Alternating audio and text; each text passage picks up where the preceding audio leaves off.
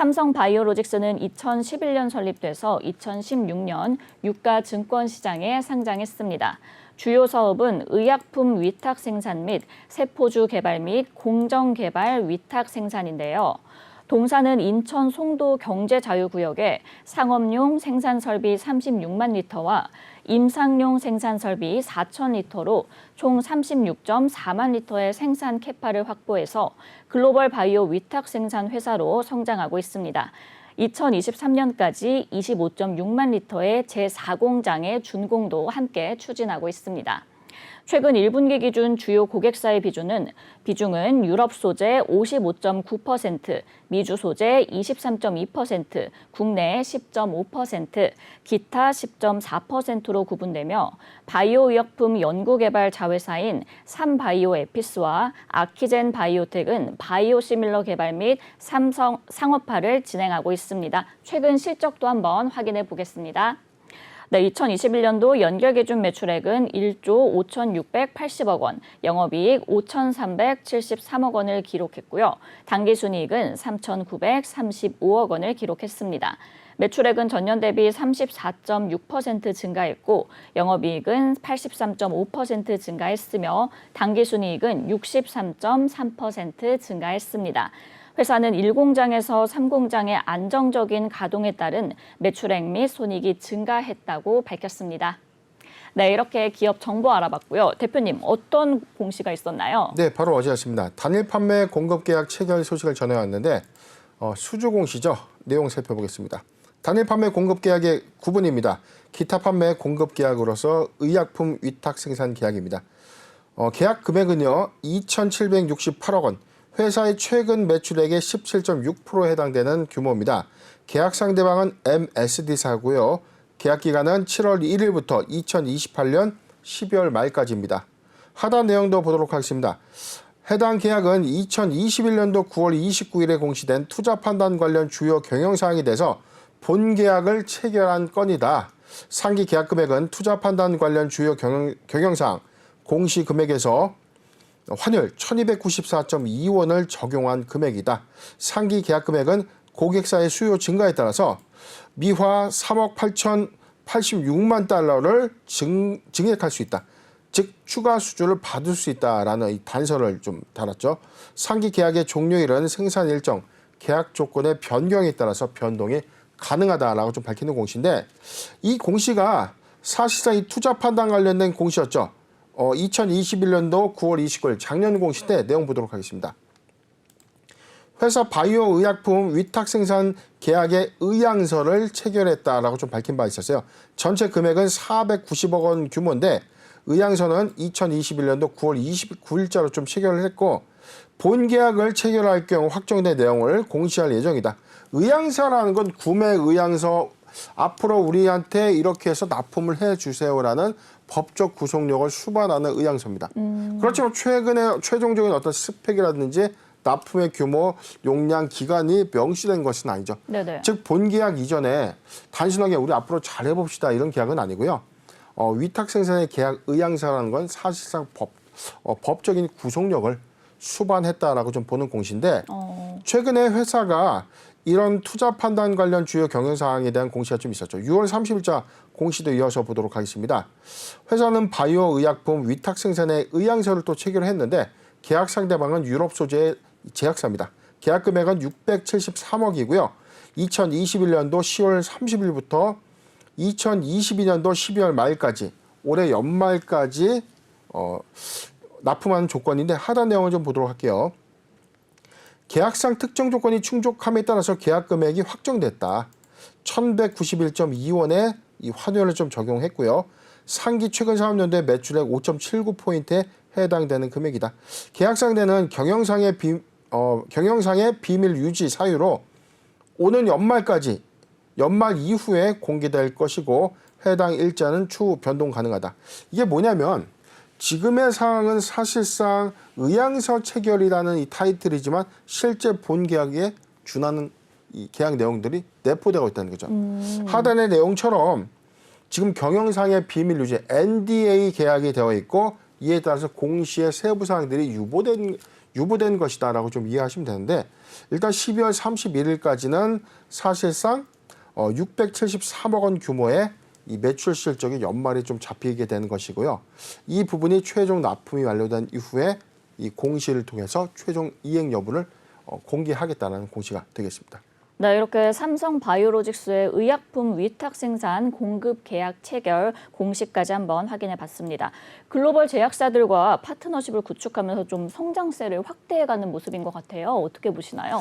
네, 최근의 흐름들을 보면 지금 이 삼성바이오로직스의 이 공시 타이틀 중에서 이 투자 판단 관련 주요 경향이 있고요. 6월 7일자에도 있었어요. 이거는 노바티스와 1,005억 원 규모의 위탁 생산 계약의 의향서 체결.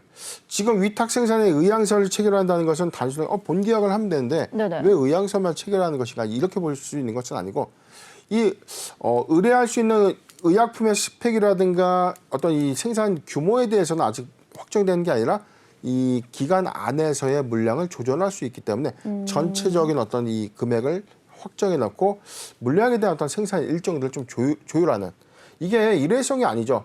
지금 최근에 아까 우리 6월 30일자 공시처럼 지금 2022년도 12월 말까지 납품한 조건이 있고 아까 우리가 최초 공시처럼 단일 판매 공급 계약이었죠. 이거는 2028년도 12월 말까지 2,768억 원의 의약품을 좀 공급하는 전체적인 올해만 6건의 이 위탁 생산 계약을 체결한 것으로 보여지는데 이 대형 파마입니다. 지금 글로벌 제약사죠.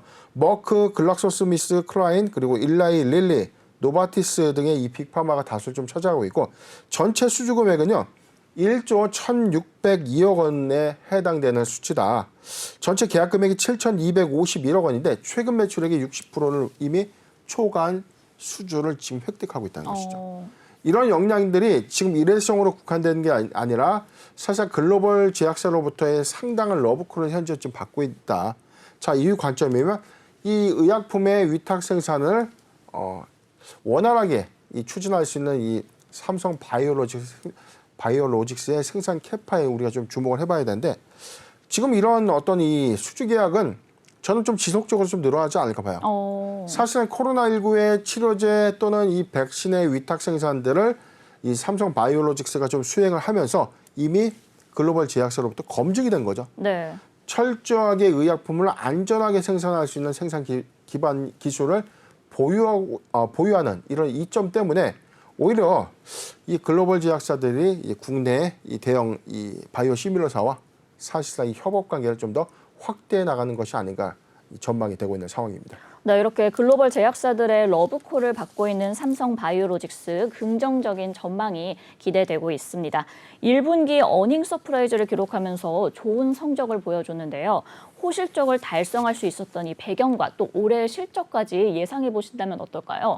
네, 올해 1분기 실적이 전년 동기 대비 96% 증가한 5,113억을 좀 기록했는데 같은 기간의 영업이익 대비해서도 지금 137%가 좀 급증한 1,764억을 좀 기록했어요. 올해는 전반적인 매출액을 2조 원 정도 달성하지 않을까라는 어떤 전망들이 좀 나오고 있는데 이게 사실상 근거가 없는 제시가 아니라 저는 충분히 좀 도달 가능한 속도가 아닌가 예상을 좀 해보고 있습니다. 네. 이 회사의 매출은 1공장부터 2공장, 3공장의 이 캐파들이 원활하게 좀 잘 돌아가고 있는 거죠.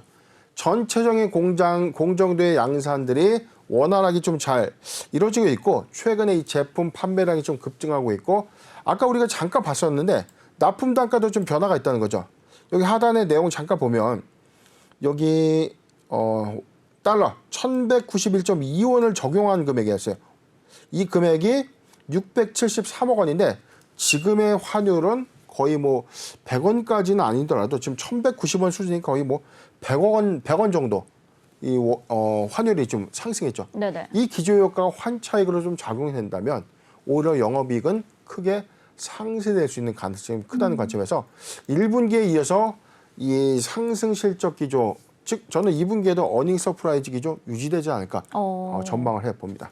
네, 이렇게 2분기까지 어닝 서프라이 기조가 유지될 유지될 것이다라고 예상해 주셨습니다.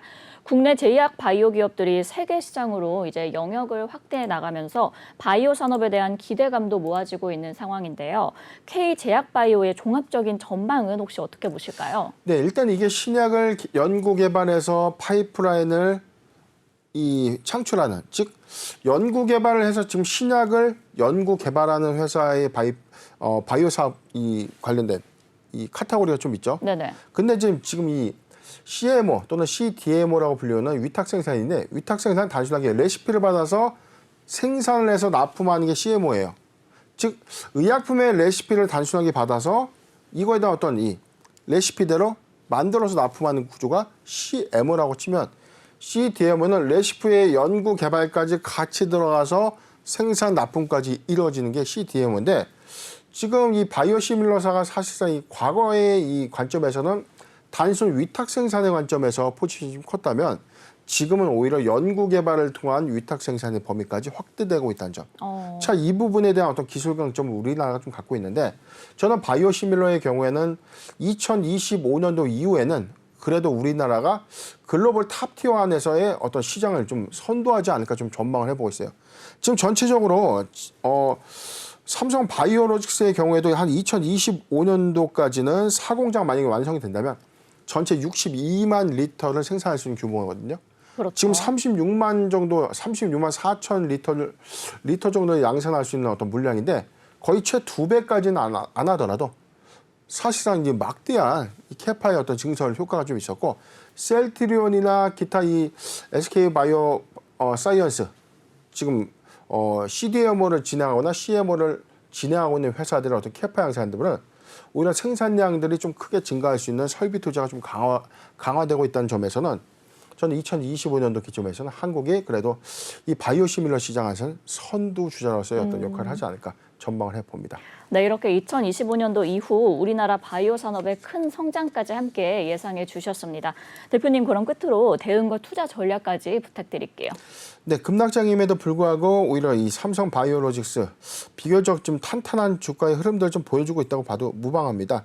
물론 지난해 8월 103만 원까지 좀 급등했던 이력 대비, 그리고 회사의 어떤 캐파는 뭐 47만 원에서 60만 원대에 시작을 했기 때문에 이 주가에서 선봉됐던 구간을 뭐 적정 주가라고 좀 판단하는데, 외형의 가치가 2020년도 3월, 4월의 가치와 지금의 회사의 밸류에이션 가치 다르다는 거죠. 다시 이 주가로 회귀될 수 있는 악재가 없다는 겁니다. 그렇기 때문에 저는 지금 기준점 관점에서는 전고 영역인 103만 원대를 하회하는 구간은 좀 이탈되어 있는, 지금 100만 원 이탈되어 있어요. 90만 원대 탄탄한 고점 형성 구간에서도 이탈되어 있는 흐름을 좀 보여주고는 있지만, 저는 중장기 관점에서는 오히려 이 삼성 바이오로직스가 글로벌 탑티어로서의 어떤 역할, 그리고 이에 따른 밸류에이션 가치가 산입되는 효과를 우리가 좀 반영해 본다면, 저는 그래도 상대적인 어떤 낙폭 과대 구간에 모아가는 전략이 아직 유효하지 않겠는가. 최근에 올해 1월이었죠.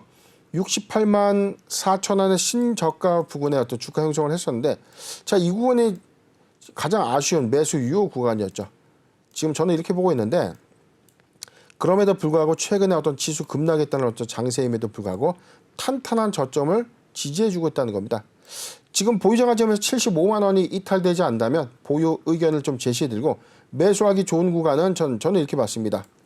75만 원에서 80만 원, 75만 원에서 80만 원 구간, 자, 이 구간인데, 자, 저는 포트 비중 5%의 분할 매수 의견을 좀 제시해드리고, 만약에 75만 원이 이탈된다면 75만 원, 70만 원에서 75만 원 추가 포트 비중 5%의 분할 매수 의견을 제시해드리겠습니다. 네, 삼성 바이오로직스 보유자 관점에서는 75만 원이 이탈되지 않는다면 보유하시면 좋을 것 같고요.